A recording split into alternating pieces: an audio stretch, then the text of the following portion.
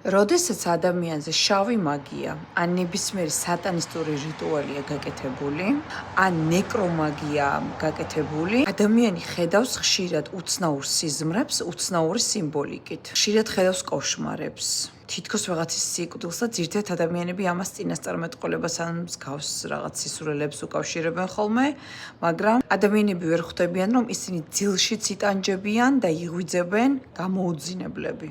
ადამიანებს, რომელსაც ესეთი მძიმე ჯადო აქვთ, ხშირად არაადეკვატურები არიან, ან თავის ქცევას ვერ აკონტროლებენ, ან ისეთ რაღაცას ჩადიან, რომ მე თვითონაც უკვირს, რომ ესე როგორ მოვიქეცი, ეს რა გავაკეთე.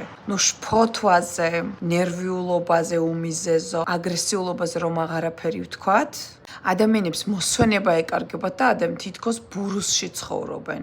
პრობლემები ეწყებათ კუჭნაწლავის და ძირითადად ყელის მიდამოებში ხოლმე, თითქოს რაღაცა აღრჩობს ამ ადამიანებს.